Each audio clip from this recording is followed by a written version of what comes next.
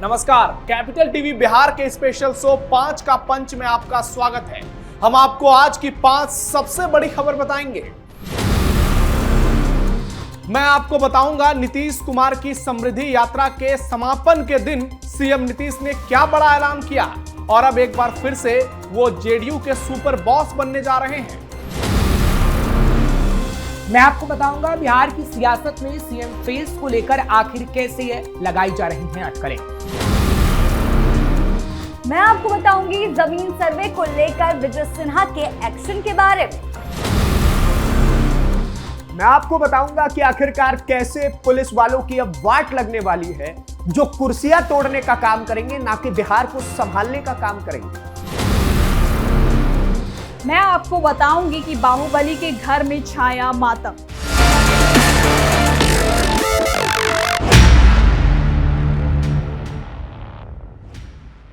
CM Nitish Kumar की समृद्धि यात्रा के चौथे चरण का आज समापन हो गया। मुख्यमंत्री ने आज गया और औरंगाबाद का दौरा किया। गया में मुख्यमंत्री नीतीश ने 377 करोड़ की 140 योजनाओं का शिलान्यास और 367 करोड़ की 553 योजनाओं का उद्घाटन किया, जबकि औरंगाबाद में 555 करोड़ की 120 योजनाओं का शिलान्यास और 123 करोड़ की 142 योजनाओं का उद्घाटन किया। नीतीश के साथ इस मौके पर डिप्टी सीएम सम्राट चौधरी, विजय कुमार सिन्हा, मंत्री विजय चौधरी, जीतन राम मांझी और विधानसभा अध्यक्ष प्रेम कुमार भी मौजूद रहे। इस दौरान नीतीश ने लालू परिवार पर जमकर हमला बोला। एक के बाद एक उन्होंने ताबड़तोड़ हमले किए।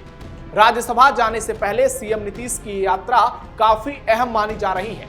17 मार्च से शुरू हुए चौथे चरण में वो भागलपुर, बांका, जमुई, नवादा, मुंगेर और लखीसराय का दौरा कर चुके थे। इस दौरान उन्होंने विकास योजनाओं का स्थल निरीक्षण, नई परियोजनाओं का शिलान्यास और उद्घाटन भी किया। साथ ही अधिकारियों के साथ समीक्षा बैठक और जनसंवाद कार्यक्रम में भी शामिल हुए। जबकि नीतीश एक बार फिर से जेडीयू के राष्ट्रीय अध्यक्ष बनने जा रहे हैं। दिल्ली में नीतीश कुमार का नामांकन पूरा हो चुका है और यह तय माना जा रहा है कि एक बार फिर से नीतीश कुमार ही जेडीयू के सर्वे सर्वा होंगे। आपको बता दें कि चौथी बार नीतीश अपनी पार्टी जेडीयू के राष्ट्रीय अध्यक्ष बनने जा रहे हैं। अब देखना दिलचस्प ये होगा, नीतीश कुमार राज्यसभा चुनाव में उन्होंने जीत दर्ज कर ली है। ऐसे में अब वो मुख्यमंत्री के पद से इस्तीफा कब देते हैं। मुख्यमंत्री पद को लेकर भी सस्पेंस बन गया है। कई नाम सामने आ रहे हैं, जिसमें सम्राट चौधरी का नाम सबसे आगे है। लेकिन अब देखना ये रोमांचक होगा कि आखिरकार भारतीय जनता पार्टी सीएम नीतीश की सहमति से किस नाम पर फाइनल मुहर लगाती है। कई नेताओं के अलग अलग बयान सामने आ रहे हैं और फाइनल फैसला बीजेपी हाईकमान ही करेगी। इसलिए अब यह तय माना जा रहा है कि बहुत जल्द बिहार को नया मुख्यमंत्री मिल सकता है। जबकि दूसरी ओर यह भी कहा जा रहा है कि अभी नीतीश कुमार के पास टेक्निकली 6 महीने का वक्त है। ऐसे में अगर वो चाहें तो 6 महीने और बिहार के सीएम रह सकते हैं। बिहार की सियासत में नेतृत्व परिवर्तन को लेकर जारी अटकलों के बीच केंद्रीय मंत्री जीतन राम मांझी ने बड़ा बयान दिया है। दरअसल जीतन राम मांझी ने इफ्तार पार्टी के दौरान संकेत दिया है कि डिप्टी सीएम सम्राट चौधरी बिहार के अगले मुख्यमंत्री बन सकते हैं। जीतन राम मांझी ने कहा है कि उन्हें लगता है कि मुख्यमंत्री नीतीश कुमार की पसंद सम्राट चौधरी ही हैं। उन्होंने कहा कि नीतीश कुमार एक पारदर्शी नेता हैं और अगर उन्होंने किसी को आगे बढ़ाने का मन बना लिया है तो वो फैसला जरूर होता है। मांझी के इस बयान को बिहार में संभावित नेतृत्व परिवर्तन के संकेत के तौर पर ही देखा जा रहा है। वहीं इस मुद्दे पर शाहनवाज हुसैन ने भी बयान दिया और कहा कि नीतीश कुमार राज्यसभा के लिए निर्वाचित हो चुके हैं, लेकिन जब तक वो शपथ नहीं लेते और खुद कोई निर्णय नहीं लेते तब तक वही मुख्यमंत्री बने रहेंगे। उन्होंने ये भी स्पष्ट किया कि भविष्य में नया मुख्यमंत्री कौन होगा ये भारतीय जनता पार्टी, जेडीयू और एनडीए के सहयोगी दल मिलकर तय करेंगे।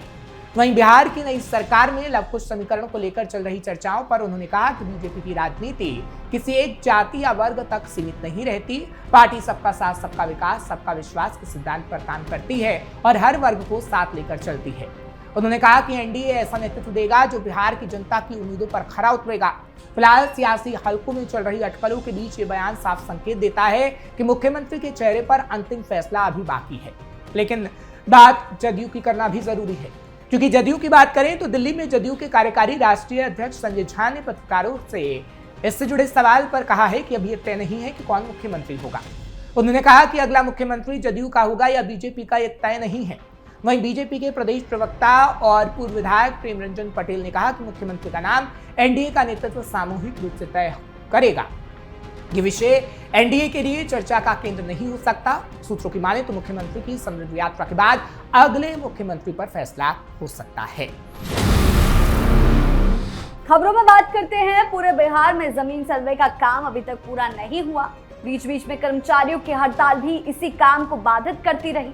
चुनाव से पहले अमीन, इंजीनियर और कानूनगो हड़ताल पर थे, तो चुनाव के बाद अंचल अधिकारी और राजस्व कर्मचारी हड़ताल पर रहे। इसी को देखते हुए राजस्व एवं भूमि सुधार मंत्री विजय कुमार सिन्हा ने काम में तेजी लाने के लिए अब एक नया प्लान तैयार किया है। मंत्री विजय कुमार सिन्हा ने अधिकारियों के साथ बैठक कर साफ कहा कि हर 15 दिन पर जमीन सर्वे के काम की समीक्षा की जाएगी। उन्होंने सभी जिलों के बंदोबस्त अधिकारियों को निर्देश दिया कि प्रतिदिन तय लक्ष्य के हिसाब से काम करें। हर दिन का लक्ष्य तय हो, शाम को उसकी समीक्षा हो, उसी दिन रिपोर्ट मुख्यालय को भेजी जाए। जो भी कर्मचारी या अधिकारी लापरवाही बरतेंगे उन पर सख्त कार्रवाई की जाएगी। इस काम में किसी भी तरह की सुस्ती या बर्दाश्त नहीं होगी। मंत्री ने बताया है कि पहले चरण के 20 जिलों के 89 अंचलों में सर्वेक्षण का काम इस साल के अंत तक हर हाल में पूरा करना है। अभी तक 67% से ज्यादा मौजों का ड्राफ्ट पब्लिकेशन हो चुका है, जबकि 33% से अधिक का फाइनल पब्लिकेशन भी पूरा हो गया। दूसरे चरण के 36 जिलों के 445 अंचलों में त्रिसीमाना सीमा सत्यापन और किश्तवार का काम तेजी से पूरा करने का लक्ष्य दिया गया है। काम की बेहतर मॉनिटरिंग के लिए भू अभिलेख परिमाप निदेशालय में एक विशेष टीम भी बनाई गई, जो लगातार प्रगति पर नजर रख रही है। मंत्री ने साफ कहा, जिला सर्वेक्षण कार्य में अंतिम चरण में पहुंच चुका है, जो बाकी जिलों के लिए एक अच्छा एग्जाम्पल है। सिन्हा ने कहा है कि इस अभियान का पूरा होने से जमीन से जुड़े विवाद काफी कम होंगे और आम लोगों को राजस्व से जुड़ी समस्याओं में बड़ी राहत मिलेगी। बिहार में पुलिस विभाग के भीतर बढ़ते भ्रष्टाचार को लेकर अब बड़ा और सख्त कदम उठाया गया है। अब तक भ्रष्ट आचरण में पकड़े जाने वाले पुलिसकर्मियों पर आमतौर पर निलंबन की कार्रवाई होती थी, लेकिन अब सिर्फ सस्पेंशन से काम नहीं चलेगा, बल्कि पुलिस मुख्यालय ने यह साफ कर दिया है कि ऐसे मामलों में दोषी पाए जाने वाले पुलिस अफसरों और कर्मियों को डिमोट यानी कि पदावनत किया जाएगा, उनको और नीचे गिराया जाएगा। और नई व्यवस्था के तहत अगर कोई पुलिसकर्मी भ्रष्टाचार या अनुशासनहीनता में लिप्त पाया जाता है तो उसे उसके वर्तमान पद से नीचे के पद पर भेज दिया जाएगा, यानी प्रमोशन नहीं, डिमोशन। इतना ही नहीं, डिमोशन के बाद भी उसकी पोस्टिंग उसी थाने में रहेगी जहां वो पहले तैनात था। यानी अब ना सिर्फ पद घटेगा बल्कि उसी जगह पर काम भी करना होगा, जिससे जवाबदेही और आपकी बढ़ जाएगी।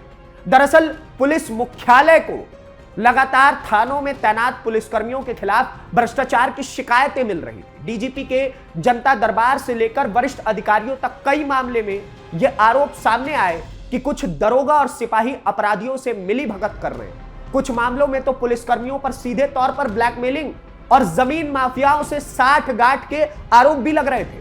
भोजपुर जिले से एक गंभीर मामला सामने आया, जहां एक युवक ने आरोप लगाया कि एक गिरोह लड़कियों का इस्तेमाल कर सरकारी अधिकारियों को फंसाता है और उनसे मोटी रकम वसूलता है। इस गिरोह को स्थानीय दरोगा का संरक्षण मिलने की भी बात कही गई थी। वहीं नवादा में एक दरोगा पर जमीन माफियाओं के पक्ष में काम करने का आरोप लगा। ऐसे मामलों को देखते हुए पुलिस मुख्यालय ने सभी पुलिस अधीक्षकों को सख्त निर्देश दिए हैं कि जहां भी गड़बड़ी मिले तुरंत कार्रवाई कर दी जाए। पुलिस मैनुअल के अनुसार अब इंस्पेक्टर को दरोगा और दरोगा को जमादार तक डिमोट किया जा सकता है कि आप इंस्पेक्टर थे तो जमादार भी बन सकते हैं। हालांकि यह भी स्पष्ट किया गया है कि किसी कर्मी को उसकी मूल नियुक्ति से नीचे के पद पर नहीं भेजा जा सकता। इसके अलावा नियमों में लघु दंड, ब्लैक मार्क और गंभीर मामलों में बर्खास्तगी तक का प्रावधान पहले से मौजूद है। बिहार के नवादा जिले से एक बेहद दर्दनाक सड़क हादसे की खबर सामने आई है, जिसमें एक बाहुबली राजनीतिक परिवार के युवा सदस्य की मौत हो गई है। जानकारी के मुताबिक जेडीयू विधायक विभा देवी और पूर्व मंत्री राजवल्लभ यादव के छोटे बेटे अखिलेश कुमार यादव की कार दुर्घटना में जान चली गई है। बताया जा रहा है कि घटना 19 मार्च की शाम की है, जब अखिलेश कुमार यादव अपनी थार गाड़ी से घर से निकले थे। घर से कुछ ही दूरी पर उनकी गाड़ी अचानक से डिसबैलेंस हो गई और सड़क किनारे एक पेड़ से जा टकराई।